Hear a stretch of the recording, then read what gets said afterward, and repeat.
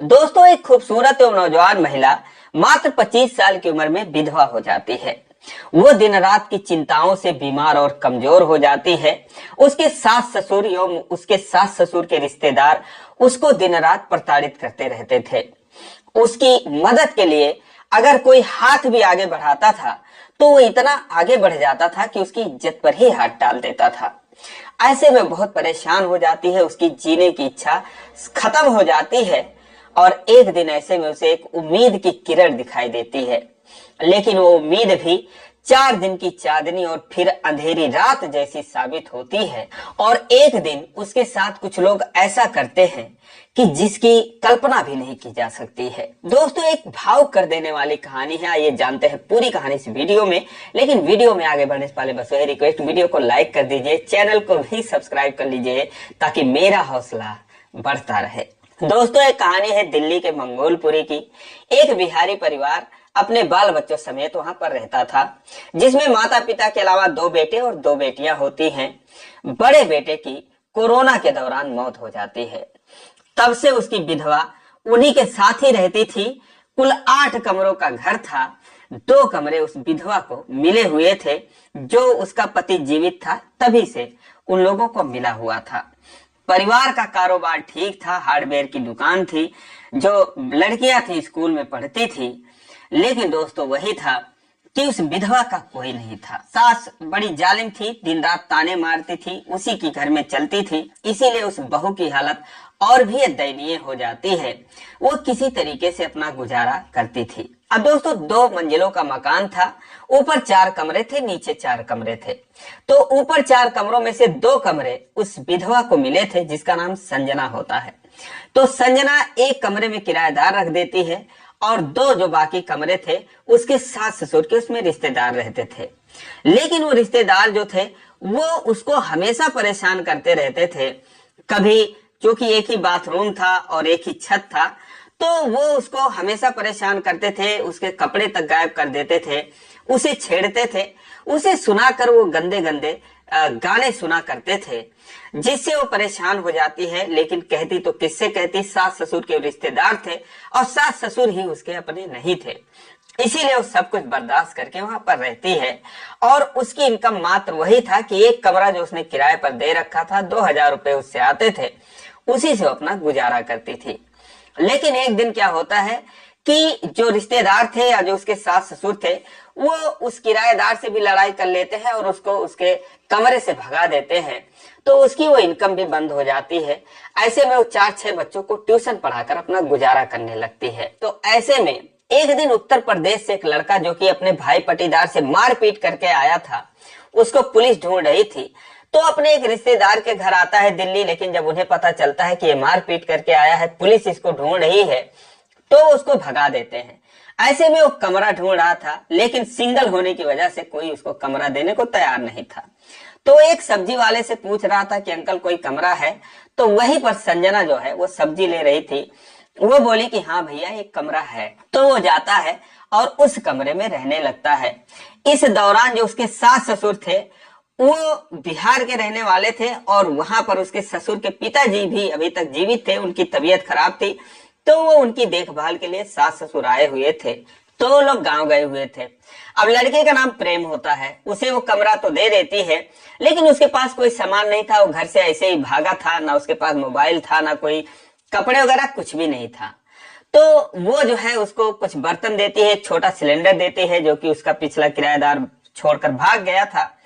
तो उसके पास गुजारा होने लायक सामान भी हो जाता है। उसके बाद वो रहने लगता है।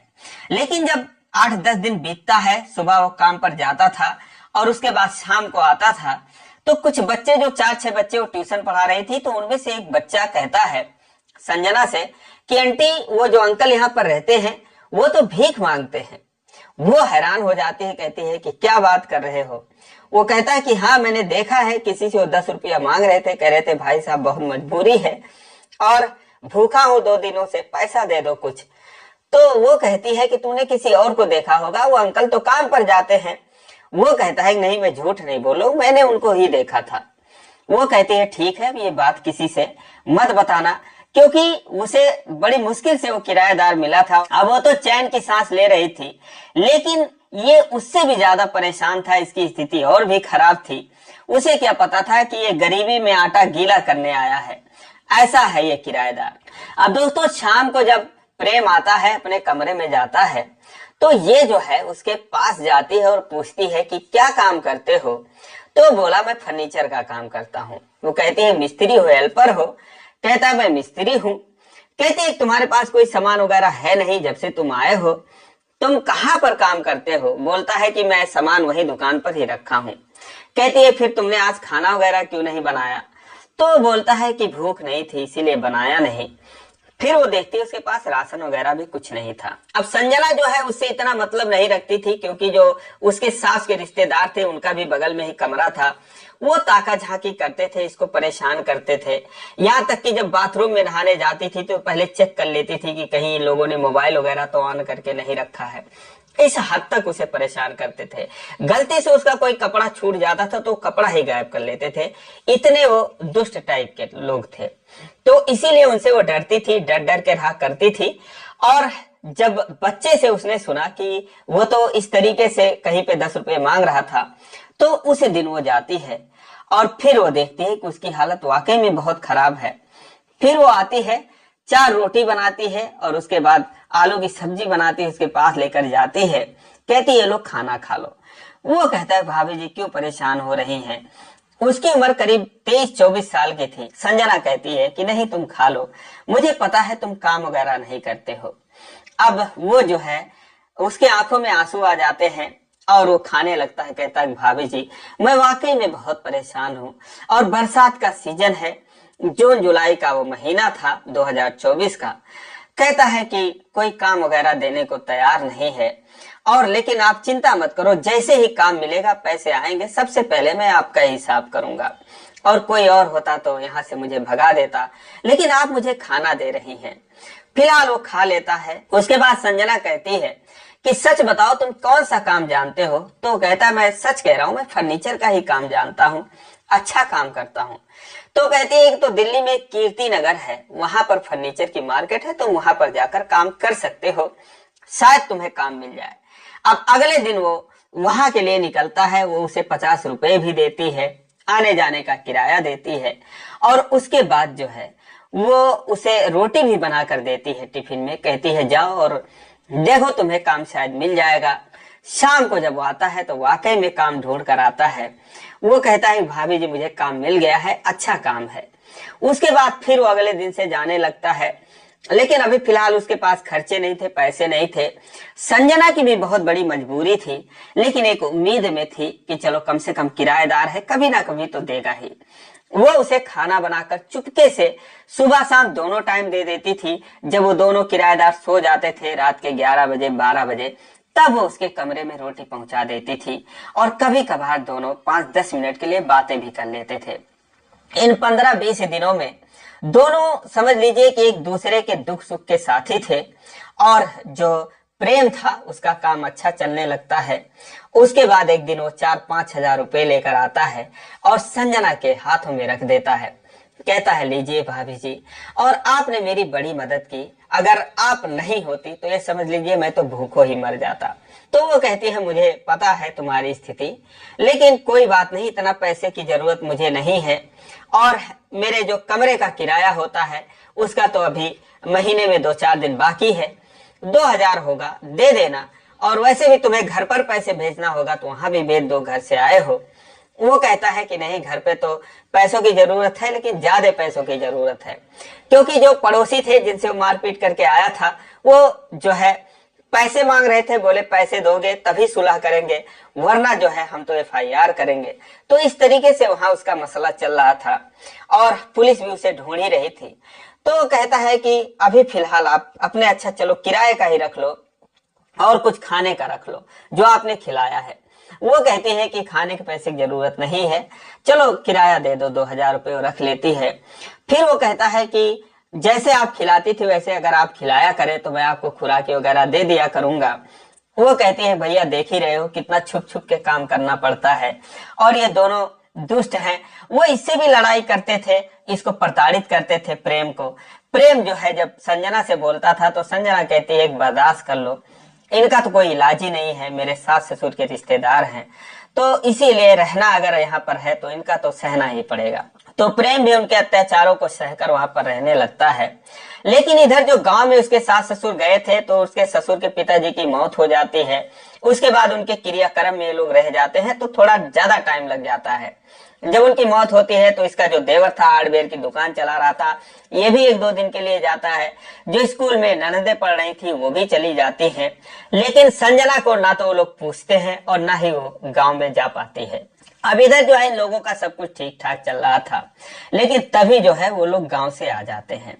अब जैसे ही गांव से आते हैं वैसे जो उनके रिश्तेदार थे वो इनका कान भर देते हैं कि ये पता नहीं कहां से बुला रखी है, कमरे में रखी है, और दोनों एक दूसरे के कमरे में आते जाते हैं, खाना बनाकर देती है। और अब सब कुछ जो आंखों से देख रहा हूं देखा नहीं जाता, बहुत बुरा लगता है। अब वो जो है उसकी सास ऊपर जाती है और ससुर भी जाते हैं, और उसके बाद फिर वो उल्टा सीधा कहने लगते हैं संजना को। शाम को जब प्रेम आता है काम से, कीर्ति नगर से, तो उसके ऊपर भी वो लोग चढ़ाई कर देते हैं कि तू कौन है, कहां से आया है, इसके मायके का यार है या कौन है, कैसे तू रह रहा है यहाँ पर, और क्यों इसके कमरे में आता जाता है। तो जो भी है यहाँ से कल कमरा खाली करके चले जाना। अब संजना ने अभी तक कुछ बोला नहीं था, लेकिन उसे बर्दाश्त नहीं होता है। वो बोलती है कि मेरे किराएदारों को भगा देते हो, लेकिन अपने रिश्तेदारों की करनी आप लोगों को दिखती नहीं है। ये लोग मुझे कितना परेशान करते हैं, कितनी गंदी निगाह रखते हैं, मेरे कपड़े तक गायब कर देते हैं, इनसे पूछो ये क्या करते हैं, गंदे गंदे गाने सुनते हैं, और इस तरीके से मैंने कभी जुबान नहीं खोला, और ये तो बेचारा आया है, रह रहा है, इसकी क्या गलती है, इसको भी परेशान करते हैं। तो वो कहती है कि ये नहीं जाएगा। और इतना मौका पाकर जो उसके ससुर थे, उसका देवर था, वो जो है उसका बर्तन वहां से बोलते हैं कल तो दूर है, आज ही इसको निकलना पड़ेगा। उसका सारा सामान वगैरह फेंकने लगते हैं। फिलहाल प्रेम को वहां से निकलना पड़ता है। वो वहां से चला जाता है कहीं दूर जाकर। अब रात भर कैसे भी करके इधर उधर काटता है, सुबह एक रूम ढूंढ लेता है। लेकिन उसके जाने के बाद अब जो संजना थी, एक बार फिर उसकी इनकम बंद हो जाती है। वो अब सोचती है कि अब कोई फायदा नहीं जीने से। 2 साल से वो अकेले रह रही थी। कोरोना में उसके पति की मौत हुई थी। शादी हुए भी उसको 2 ही साल हुए थे। इन 4 सालों में उसकी जिंदगी जो है नर्क बन गई थी। जब तक पति था तो ठीक था, लेकिन जब पति के जाने के बाद उसकी हालत और खराब हो जाती है। वो कहती है अब जीने से कोई फायदा है नहीं। वो दोस्तों मारे चिंता के बीमार रहने लगती है, कमजोर हो जाती है। लेकिन जब 1 महीने बीतता है, अब जो प्रेम था, कई बार उसने कोशिश किया कि जाऊं संजना से मिलूं, देखूं क्या उसका हाल है और कैसे करके जाऊं। तो एक दिन उसको पैसे मिलते हैं, करीब 25-30 हजार रुपए उसका हिसाब होता है। तो फिर वो उसी बहाने आता है कि चलो पैसे देने के बहाने चलता हूं और भाभी जी से मिलता हूं। लेकिन जैसे वो आता है, उसकी सास दरवाजे पर मिलती है। वो कहती है यहाँ क्या करने आया है तू? वो कहता है कुछ पैसे बाकी थे हिसाब में, किराया बाकी है, वही देने आया हूँ। वो कहती है ला मुझे दे दे। वो कहता है कि माफ करना, मैं तो आपको दूंगा नहीं, किसी को नहीं दूंगा, मैं उन्हीं को ही दूंगा। और उसके बाद वो चढ़ जाता है, सीढ़ियों से ऊपर जाता है, संजना को आवाज देता है। जब संजना उसकी आवाज सुनती है तो दरवाजा खोलती है, क्योंकि अक्सर वो कुंडी लगा के ही रहा करती थी उन दोनों रिश्तेदारों की वजह से। वो दरवाजा खोलती है, लेकिन जैसे ही उसकी हालत प्रेम देखता है, हैरान हो जाता है। एकदम कमजोर हो गई थी, बीमार थी। वो उसे देखकर कहता है भाभी जी ये क्या हो गया, आपकी हालत क्या हो गई है? संजना जो है उसको चक्कर आने लगता, लड़खड़ाने लगती है। वो उसे थाम लेता है, कहता है क्या हो गया आपको? वो कहती है कि मेरा लगता है ऊपर जाने का वक्त आ गया है और अब जीने की इच्छा नहीं है। वो कहता है कि नहीं ऐसे मत कहो, और आपने मुझे जिलाया है, मैं आपको मरने नहीं दूंगा, चलो मैं आपका इलाज करवाता हूँ। अब वो कहती है कि नहीं तुम जाओ, तुम्हें लोग जीने नहीं देंगे, तुम्हारा जीना हराम कर देंगे। वो कहता है मुझे परवाह नहीं है इस सब चीजों की, और चलो मैं आपका इलाज करवा कर ही रहूंगा। उसके बाद वो उसका हाथ पकड़े हुए, उसको थामे हुए, चलने की भी शक्ति उसके अंदर नहीं लग रही थी। जैसे ही आता है तो उसकी सास देखती है, वो भड़क जाती है, कहती है तूने हाथ कैसे इसका पकड़ रखा है, कहाँ लेके जा रहा है? वो कहता है कि मैं दवा कराने जा रहा हूँ। कहती है कौन लगता है तू, कौन होता है तू दवा कराने वाला। वो कहता है कुछ होना जरूरी नहीं है इसके लिए, और मैं इनका दवा कराऊंगा। तब तक वो अपने पति को, जो कि पास में ही दुकान थी, बुला लेती है। देवर भी आ जाता है, दोनों बेटियां भी घर में निकल जाती हैं, दो चार पड़ोसी भी इकट्ठे हो जाते हैं। कोई कहता है इसको मारो, कोई कहता है कुछ कहता है, कोई पड़ोसी कहता है कि बताओ कितना सता रहे हैं ये लोग। ऐसा भी एक दो लोग थे। वो कहता है मुझे जाने दो, वरना मुझसे बुरा कोई नहीं होगा। वो रास्ते से उसके हट जाते हैं। उसके बाद वो लेकर चला जाता है डॉक्टर के पास। वहां पर जब डॉक्टर साहब देखते हैं, उसका खून पेशाब की जांच करवाता है, एक्सरे करवाता है संजना का, और उसके बाद उसका हीमोग्लोबिन बहुत ही कम होता है, 5-6 पॉइंट के आसपास था। तो डॉक्टर कहते हैं इसे तो ब्लड चढ़ाना पड़ेगा। फिर वो एक यूनिट खून भी निकलवा देता है। कहता कोई बात नहीं डॉक्टर साहब, आप मेरा निकाल लो, चढ़ा दो। अगर मैच कर रहा है, नहीं भी मैच कर रहा है तो मेरे बदले किसी और का मंगवा के चढ़ा दो। अब खून चढ़ ही रहा था, इसका मैच कर जाता है दोनों का। तभी इसके सास से और ससुर से कोई पड़ोसी कहता है यार तुम लोग इंसान हो क्या हो, तुम्हारी बहू गई है, उसके साथ लोग बातें करेंगे, तुम्हारी बदनामी होगी, तुम लोग भी चले जाओ, देख लो क्या हालत है उसकी। तो वो लोग जो है हॉस्पिटल जाते हैं। लेकिन वहां जाने के बाद जब उसकी सास देखती है कि इसको ब्लड चढ़ रहा है, डॉक्टर से पता करती है, पता चलता है इसी का ब्लड इसको चढ़ रहा है, तो वहां तो कुछ नहीं बोलती। लेकिन उसके बाद उसके मन में जो है तूफान उठने लगता है। इधर जो है वो उसका सारा कुछ करा के दवा ववा खरीद देता है। उसके बाद लाके घर पर ही वैसे छोड़ देता है, और उसके बाद कहता है कि मैं जा रहा हूँ। संजना कहती है कि जा रहे हो, फिर कब आओगे? वो कहता है जल्दी ही आऊंगा, क्या करूं, मेरा तो जाने का मन ही नहीं कर रहा, लेकिन इन लोग का तो जानती ही हो। वो कहती है ठीक है जाओ, जल्दी आना। कहाँ पर रहते हो? वो बोला कि मैं पास ही में तो रह रहा हूँ, 4-6 गली छोड़कर। तो कहती है बहुत देर लगा दी आने में। बोला बहुत कोशिश किया, और लेकिन पैसे भी, मेरा मालिक कहीं बाहर गया था, आया है, हिसाब किया है, तो मैं फिर आया हूँ। और उसके बाद उसको 1000-2000 रुपए भी देता है। कहती है काम कैसा चल रहा है तुम्हारा? कहता है बहुत अच्छा चल रहा है। कहती है ठीक है जाओ, जल्दी आना। लेकिन उसके पास एक उसने छोटा फोन भी ले रखा था, दे देता है संजना को। कहता है कि ये फोन ले लो, मैं भी एक दूसरा फोन ले लूंगा और तुम्हारा कम से कम हाल चाल जानता रहूंगा। टाइम से दवा खा लेना, रोटी वोटी बना के खाती रहना। और उसके बाद वो वहां से चला जाता है। लेकिन उसके जाने के बाद उसकी सास आती है ऊपर, उसके ससुर आते हैं, देवर देवरानी आते हैं। वो कहते हैं, उसकी सास कहती है कि अगर तुम लोगों में संबंध नहीं था तुम दोनों के बीच, तो तुम दोनों का खून मैच कैसे कर गया? अब बिना सिर पैर वाली वो बात करने लगती है, जैसे कि अक्सर जो है लोग करते हैं जिनको समझ नहीं है। वो कहती है कि तुम्हारा खून कैसे मैच कर गया? आज तो उसने खून दिया है, कल को कुछ और दे देगा, और यहाँ पर अब ऐसे ही लोग आते रहेंगे, और तूने हमारी नाक कटवा दी, ये कर दी, वो कर दी, तो उसका खून तेरे शरीर से मैं निकाल के ही रहूंगी। अब दोस्तों थोड़ी सी उसके शरीर में जो ताकत आई थी वो सुन सुनकर और रोती है। उसको इतना ये लोग ताने मारते हैं कि जिसका कोई हिसाब नहीं।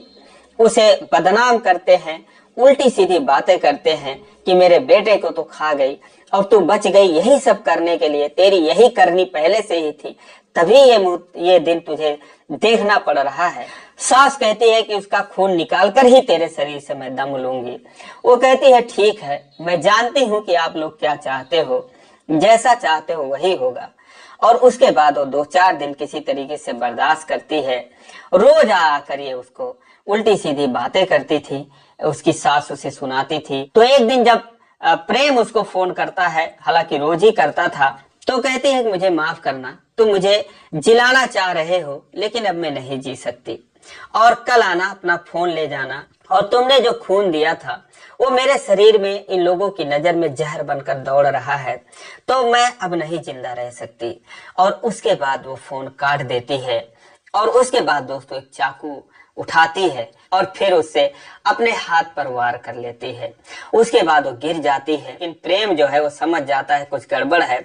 वो भागते हुए आता है, सीधा जो है, अब दरवाजे पर ही सारे लोग उससे मिलते हैं, लेकिन वो सीधा ऊपर जाता है तो देखता है कि उसके पूरा खून उसके चारों तरफ फैला हुआ है।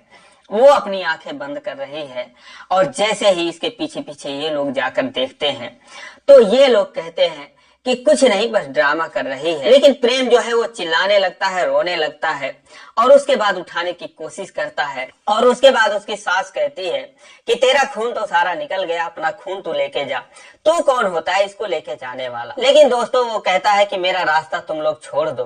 वो कहते हैं पुलिस को बुला लो, वो कहता है किसी को भी बुला लो। वो उठा लेता है अपने गोद में। अब दोस्तों वो संजना को लेकर बाहर भागता है, हॉस्पिटल लेकर जाता है। वहां पर डॉक्टर जो है पुलिस केस करने के लिए कहते हैं, लेकिन वो कहता है नहीं, पहले आप इलाज करिए और उसके बाद केस होगा। वो चूंकि उसके पास पैसे थे ही, वो पैसे देता है। डॉक्टर उसका इलाज करते हैं और 1 यूनिट खून निकलवा कर ये चढ़वा देता है। 2-4 यूनिट और लगते हैं। लेकिन इस बीच संजना के सास ससुर या इसके घर से वहां पर कोई नहीं जाता है। वो जब ठीक होती है, अगले दिन उसको होश आता है, सामने प्रेम को देखती है, रोने लगती है, कहती है तुम तो मुझे सुकून से मरने भी नहीं देते। वो कहता है कि आपने मेरी जिंदगी बचाई है, मैं आपको कैसे मरने दे सकता हूँ, और आप मेरी जिंदगी हो, मैं आपसे प्यार करता हूँ, आपके साथ में जिंदगी बिताना चाहता हूँ। उसके बाद वो रोने लगती है, अपना हाथ बढ़ाती है, वो अपना हाथ उसके हाथों में देता है, उसे थोड़ा सा सहारा देकर अपने पास बिठा लेती है, अपने सीने पर उसका हाथ रखकर कहती है कि सच कह रहे हो। वो कहता है मैं बिल्कुल सच कह रहा हूँ। और उसके बाद दोस्तों वो रोने लगती है और प्रेम भी रोने लगता है। और फिर उसके बाद जब वो ठीक होती है, शाम तक डॉक्टर उसको डिस्चार्ज करते हैं। वो उसे लेकर अपने कमरे पर चला जाता है और वो उसका इलाज करवाता है, उसकी देखभाल करता है। और फिर कुछ दिनों के बाद वो उसे कीर्ति नगर लेकर चला जाता है, वहां पर एक कमरा लेकर रहने लगता है। जब 3-4 महीने बीतते हैं, संजना बिल्कुल ठीक हो जाती है तो उससे अक्टूबर 2024 में एक मंदिर में शादी करता है और उसके बाद एक पति पत्नी के रूप में दोनों रहने लगते हैं। इधर जो उसके गांव में केस चल रहा था, पटीदारों को कुछ पैसे भिजवाता है, उसके बाद वो सुलह समझौता करते हैं।